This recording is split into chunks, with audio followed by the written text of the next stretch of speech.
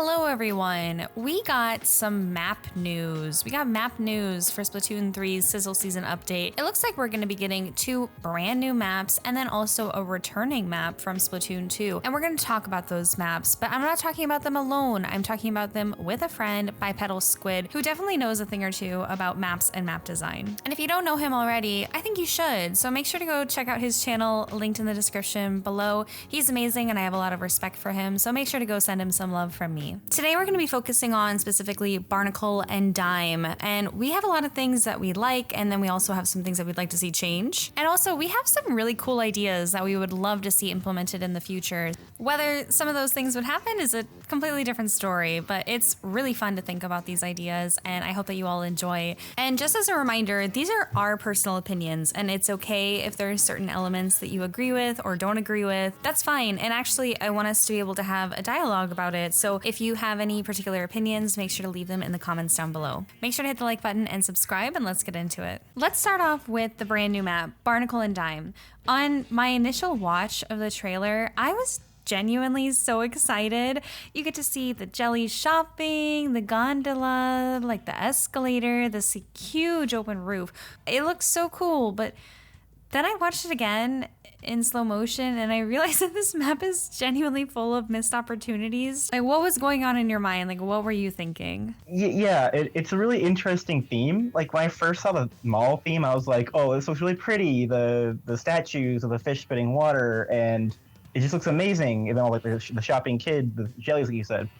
But then the layout just doesn't reflect the cool theming at all. It's just a, plain layout. There's nothing about it that has like anything to do with the mall. Something I've noticed is that in Splatoon 1, the maps were designed theme first, it seemed, and then they had put a cool layout around the theme. But in some of Splatoon 2 and all of Splatoon 3, it feels like we have a layout first, and then they add the theme as the background only later. Like, you could interchange Brinewater, Umami, and now Barnacle and Dime's layouts, and as long as you change the decorations, there'd be practically no real difference unless you really knew the layout for the map. It just seemed like there were like really obvious elements that they could have added that they just, I don't know, for some reason didn't.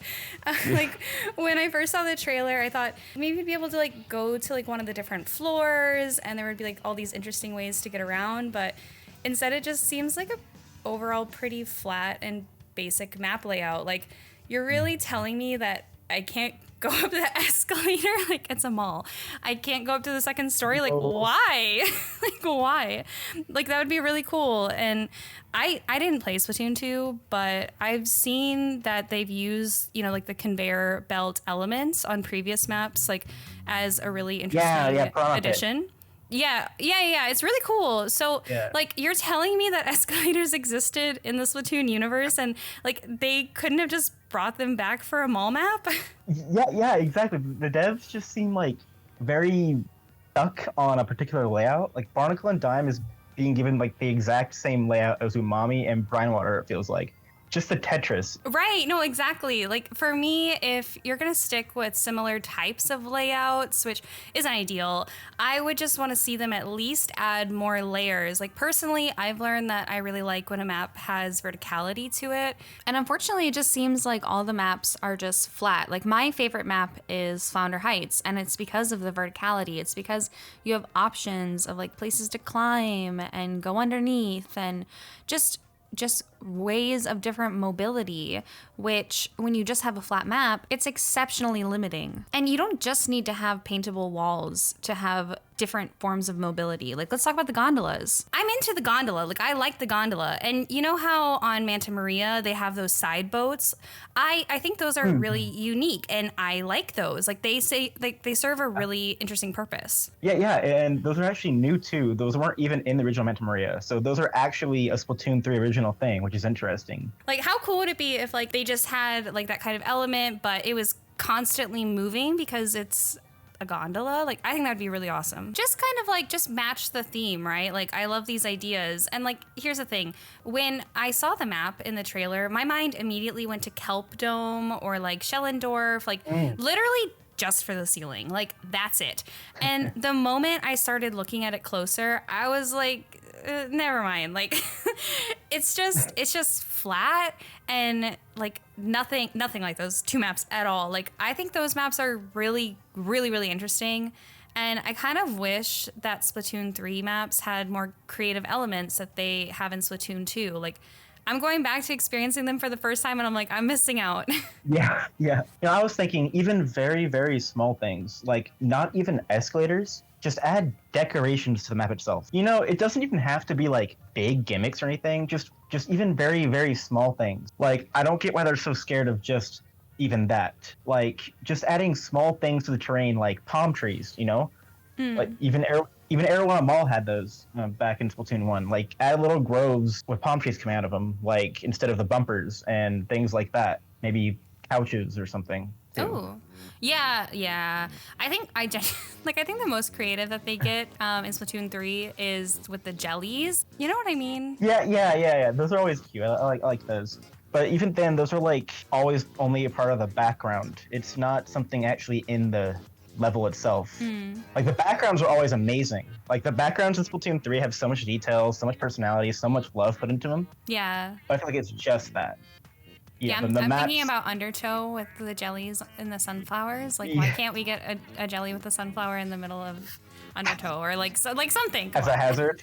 Hazard. He Yeah, just exactly. runs around. Like, just don't hit the jelly with the sunflower, or else, like, I don't know, like, you just shouldn't. That just sounds like a bad thing. You get disqualified if you do. Yeah, exactly. Actually, that'd be kind of fun. Okay, so what would be kind of cool? Like, if there was a fountain in the middle and you accidentally like jumped in the fountain, you'd get splatted. Like, I think that'd be pretty neat. Yeah, that would be really cool. Actually, I like that idea. I don't know, these just like seem like really simple changes that could make the overall map like just a lot more engaging. And I feel like the more I talk about it, the more I realize just how safe they've played it. Like, I feel like there's definitely something holding them back. I don't think it's the devs. I'm not really sure why. Like the devs are creative, they've proven that they are capable of really creative ideas, not to mention how easy some of the ideas are. So it seems like just some kind of mandate higher up, making sure everything's planned, I guess. And here's the thing, when they keep making the same maps over and over again with just different reskin, it's basically like, instead of like when the game first came out, and they're adding more maps, I was like, oh, great. When they add more maps, it'll make it less likely to play Undertow Spillway or Mincemeat.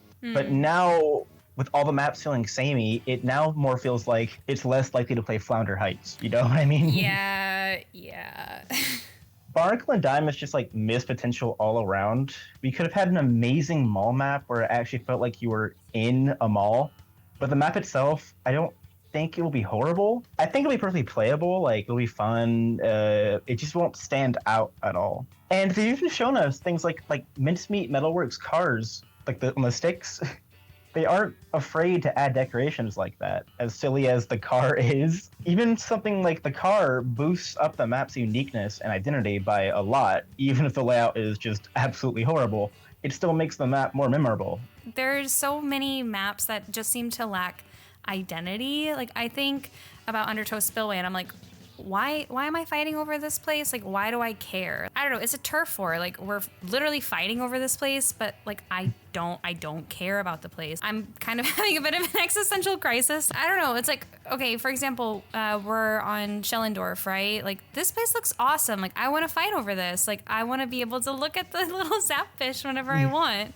So I'm thinking about the polls that they added in the Fresh Season update. I'm hoping that they're going to make some adjustments for Sizzle Season. What do you think that the Sizzle Season equivalent for the polls will be? Every patch they've had, like every main update, they've had some kind of adjustments, which is a good thing, I think. I honestly thought that the update with the polls was generally a good sign, because it shows they know the maps have problems. They just either didn't know why yet, or they didn't have time to make changes. I'm a little more concerned now, seeing how the brand new map has like so little changes of what we would want. I was kind of hoping that they would have some differences and changes to the design philosophies now, maybe something internally, but it just doesn't seem like that. But I think it's still possible to get some changes, even if they're small. Yeah, what other kind of changes do you want to see next? Some of the top things, I think, across the board is just adding paintable walls, add sponges, and bring back blocks that used to be there for flanking. I think those are the three biggest and most important things. It's just paintable walls to make more routes accessible, sponges to allow, falling back so you're not falling into a death pit, and blocks for, other routes too. Yeah, I think overall, we just want improvement of mobility options and carving out a strong and unique identity. Like, I think those are some of the hallmarks of a great and enjoyable map. Yeah, I agree. What is it that you guys all think? Let me know in the comments down below. Make sure to go send Bipedal Squid some love from me. And thank you all so much for watching. I'll see you on the next one. Bye. This seems like a good hiding spot. Can you find me? Where? Ah! This seems like a very good hiding spot.